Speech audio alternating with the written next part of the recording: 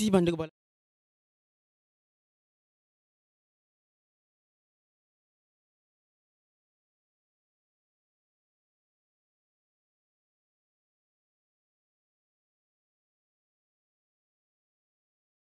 Voilà, chers téléspectateurs, bonjour, place vos amis, Oeza Magazine, Nabino, vos chance, à Roland, Zebola sur télévision, place tout vos alliés, ton RDC, République démocratique du Congo, Congolais, nous sommes en étranger, Botala Mboka, Nengeni et Komi, Botala Congo, Nengi Komi. Tous en avenue université, tout près à université, ils étaient place Nini, gouvernement congolais, bas chance, à repasser à Congolais, Macadam Yassika, Nengi Rabozo, on a Zebola sur télévision, la reine, la patronne, en tout cas, d'actualité, et Zakaka.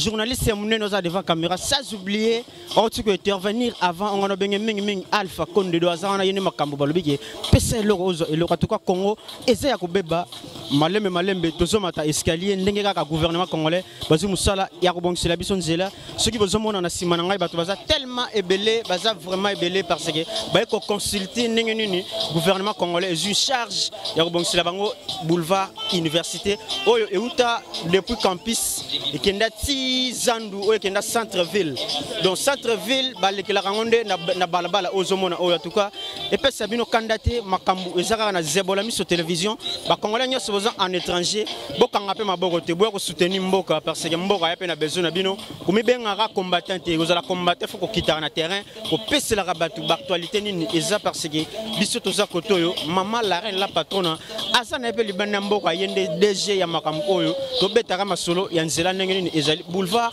université eza ko beba makasi toloba le long du gouvernement congolais ayoki azo répondre toyebite soki a rosilisa batu bo libanda mboka boyeba ke boulevard université ezu déjà marche ya kosala toyebite dossier pour l'interrogation ceux qui va aussi ça va bandaka kaka boye ba pesi ba congolais sengome na katikati ba kati na bango mais tozona bango ka liso likolo na liso avec chaîne ka moko chaîne ka moko Congo Zebola sur télévision oza gérer et pas yimo madame DG la reine la patronne omba tozo interviewer quelques personnes après tozo on a régi to ba ndenge ni to kobeta masolo à vous la tene bébé pona yo congolais nini ozomo pona Madame merci beaucoup.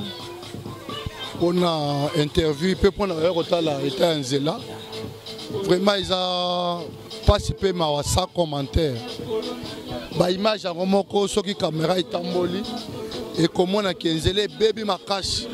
Et baby chicote, et baby, ça fait une année. Au peuple à côté, ils ont souffrir ma cache.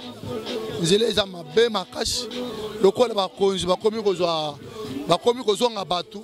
On va se Zéla, oyo.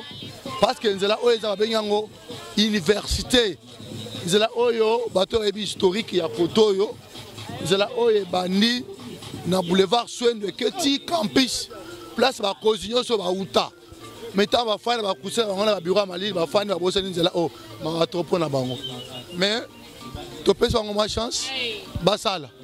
Et c'est un exemple parce que Baba Narabien, mais comme on a suivi, ils ont la radio que Congolais. Concernant Europe, ça va conduire Mboka na Congo. Nabandegono bali bande Mboka bazolanda. Ce qui est regrettable, c'est quoi? Ba konzina biso to yebito soki bazalaka. Ba konzia solo be ya solo te. Pourquoi? Parce que baba naka musala ne baba nyango boy. Nenga ba ko banda place oyo. Ba yina ko boka le biso poto moko to place utate. To souffrir boye pour na koma koto to koma baluka boye tongo etano lati bilampo ke musala ezate batika ngo une année plus eye ba zongali lisusu mais tozo encourager quand même bango na musala bazo sala lokola bandi boye bakala ngo tina suka bakanga po oyo bacha obakocha bacha ngo pe kuto ezonga ndenge zala batika ngo ndenge batika ngo te mbule beti babandela zéro po bango ne ba dépenser trop bo pesi mbongo bo bandi mais bo sisi musala te mbule beti ezongi sinyo sa zéro babandi ngo malamu mais malheureusement comme on appelle silité ce que c'est vraiment coup de chapeau pour la banque.